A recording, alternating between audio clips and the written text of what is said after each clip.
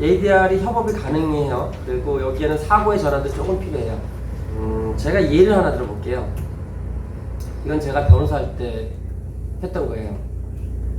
어떤 남자가 60대예요. 사업하는 분이 돈도 좀 있었어요. 여자는 30대예요. 애는 6살이에요. 저는 남자 측 변호사예요.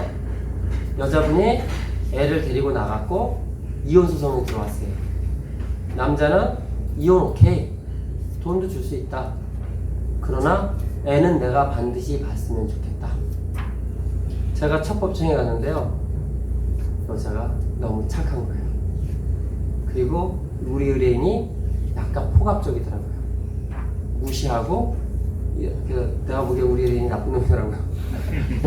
변호사는 의뢰인이 나쁜 놈이어도 또 사임할 수는 없잖아요. 우리 나쁜 놈 돈도 받잖아요, 그죠? 자존심을 지키는 범위 내에서. 참고로 여자는 베트남 여자예요. 동남아 여자예요. 인물도 좋더라고요. 그리고 착하더라고요. 그리고 그러니까 이렇게 하여간 마음이 아팠어요. 그래서 이제 고민을 했죠. 그리고 이 소송 재판 가면 저희 져요, 그죠? 애 어리면 양육권, 친권. 우리 법원 기준이 제가 가사 전문은 아닌데 양육권, 친권, 아이가 크기에 어디가 적당한가잖아요. 돈은 아니죠. 돈은 어차피 양육비 지급하면 되니까. 그게 맞죠, 지금? 법원 기준이. 그러면 뭐 애들 어리면 엄마가 더 적당하죠. 뭐 아빠는 도시락 안 갖고 다니잖아요. 그러니까 엄마가 당연히 맞죠. 어리면. 그리고 우리 재판 지죠. 이건 소송 가면 지는 거예요, 그죠? 우리 의뢰인을 내 판들 생각도 별로 없고. 근데 이거를 소송으로 해선 답이 없잖아요. 제가 어떻게 했냐면요. 고민하다가 상대방 측에 갔어요. 친권, 양육권 우리한테 달라. 그 전에. 자, 남자의 욕구는 아이를 키우고 싶다. 돈은 내줄 수 있다. 그리고 사업하는 사다 보니까 애를 자기가 키우면 사실은 만만치가 않아요. 아줌마 드려야 되고, 주말 같은 때는 뭐 골프도 못 치러 가고, 해외 출장 가는 건 꿈도 못 꾸고, 술 먹다가도 들어와야 되고, 만만치 않은 현상들이 있어요. 여자의 욕구. 그 여자 베트남 가고 싶지 않아요. 한국에서 이미 한국을 말씀드렸기 때문에. 그러나, 여기서 아이 하나 데리고 남자한테 뭐 얼마 받아도 그 애 데리고 사는 게 만만치 않죠. 그래서 제가 어떻게 했냐면 여자 쪽 가서 변호사 선임돼 있었어요.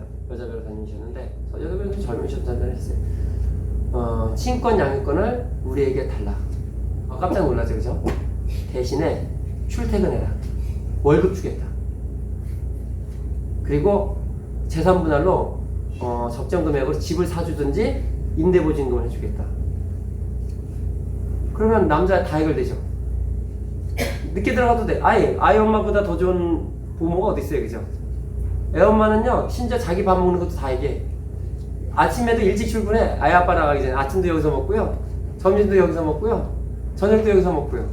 그 다음에 애 필요한 용품 있으면 그 돈 여유 있는 남자인데 그거 안 쓰겠어요? 그러면 얘기하면 다 해주고. 근데 여자가 오케이 할까요? 오케이 할 것 같아요? 안 할 것 같아요? 여자는 어떨 것 같아요? 안 하더라고요. 왜 안 하냐면 이 남자가 그동안 너무 포갑적이었어요. 상대방 변호사도 여자분이셨는데 좀 뭔가 겁을 먹었다가 질려있더라고요. 그래서 제가 이제 또 갔죠. 가서 선생님, 지금부터 당신이 혹이라도 아내분 건드리면 이건 심각하다. 뭐 여러 가지. 실제로도 심각하지. 부부일 때는 아마 수사관들이 그렇게 심각하게 다루진 않을 거예요. 근데 남일 때는 심각하지 않겠어요, 그죠? 요즘 같은 때 또 있는 대로 제가 가서 사실을 얘기했습니다. 저 협박 안 했습니다. 사실을 얘기했습니다. 그리고 그 얘기 가서 이제 저쪽에 얘기했으니까 좀 믿음이 생겼어요. 그래가지고 이렇게 원만히 됐던 적이 있어요. 그래서 제가 이제 얘기하고자 하는 거는 뭐냐면요. 우리 법원 조정은 제가 그래서 이게 관심이 많아서요. ADR에 관심해서 논문을 찾아봤어요. 그리고서 다른 나라 사례들. 그래서 미국도 80년대인가 이때 시작이 뭐냐면 ADR이 발전하게 된 계기가 법원에 사건이 많아서였더라고요. 법원에 사건이 많으니까 판사들도 불친절해지고 뭐 이런 것도 있고. 근데 제가 그래서 글도 하나 써갖고 저희 협회지에 냈어요. 근데 제가 그거 공부하면서 충격이랄까? 제가 눈을 뜬 게 하나 있어요. 우리는 사건을 하면 그냥 사건 해결에 급급하잖아요. 거기에 어떤 사고가 있냐면요. 그러니까 분쟁이 생기는 건 어떻게 보면 상대에 대한 몰이해잖아요. 근데 그 갈등이 생긴 걸 상대 입장, 뭐 이렇게 상대방 입장에서 생각해보고 이런, 그러니까 토론이죠, 어떻게 보면. 토론하면서 상대방 입장도 얘기하고 어떤 그 답안을 찾는. 우리 지금 사실은 민주주의 안 되는 게 다수결이 앞에 토론 없으면 독재지 무슨 이게 민주주의예요. 다수의견제는 정말 진지한 토론을 하고 나도 의견이 바뀔 수 있는 여지를 둬야 되는데 우리가 그게 안 되니까 정치 토론하면 안 되잖아요. 사실은 정치만큼 중요한 문제를 왜 토론 안 합니까? 근데 우리는 뭔가를 이슈가 생겼을 때 얘기하면 자기 주장만 얘기하잖아요. 상대방 주장 중에 뭐가 맞는가를 눈여겨보고 맞으면 사실은 일관성 없게 줏대 없게 바꿔야 되는데 그거 일관성 지키잖아요. 그러니까 문제가 생기잖아요. 근데 그 책에 그런 얘기가 있더라고요. 그런 어떤 절차를 통해서 얘기하다가 이제 그런 과정. 그래서 제가 놀랐어요. 그리고 그런 거에 있으면 결론이 나도 상대방 이해가 되면 좀 또 달라지잖아요. 그래서 ADR에 이제 그런 걸 했는데 그런 걸 안 했구나 하는 생각이 들더라고요. 그래서 결론은 이런 것들이 활용될 수 있고 이제 이런 거예요. 이제 여러분들하고 이제 이런 식의 관념들이 있어요. 그래서 협의가 되면 공징에 강제집행 문구를 넣으면 강제집행이 된다. 판결이 된다. 근데 조정이나 중재하려고 하면 시간 잔뜩 걸린다. 근데 변호사들이 양쪽에 오케이 돼서 오면 뭐 그날 아주 합의 기간 정하고 그냥 쓰면 된다. 얼마나 간단해요, 그죠? 네, 강제 집행되면 협상시장. 근데 이제 이거죠. 이제 이제 제가 이제부터 중요한 거는 협상시장을 어떻게 여러분이 확보할 것인가. 그리고 협상시장을 하면 어떤 이점이 있을 것인가. 두 가지만 얘기할게요. 자, 일단은 국민들 의식에 이게 없어요. 국민들 의식이 없기 때문에 이거가 사건이 오지 않아요. 그래서 제가 생각한 구상은 뭐냐면 이혼 사건도 딱 그런데 일단은 변호사가 몇 분이 그런 팀을 만들자. 그리고 사실은 사람의 심리에 대한 연구도 해야 되고 이런 걸 좀 연구를 해야 돼요. 그리고 뭐 하냐면 평소에 얘기를 하는 거예요. 그리고 저는 이제 강의를 많이 하는데 무슨 기관 가서 이런 얘기를 하고 자꾸. 그리고 수임료가 달라야 돼요. 착수금 기본 500이 아니라 한 100 이렇게 해야 돼요. 왜 그러면 되냐면요. 왔을 때 리서치를 자세히 안 해도 돼요. 그냥 한 장짜리만 정리하면 돼요.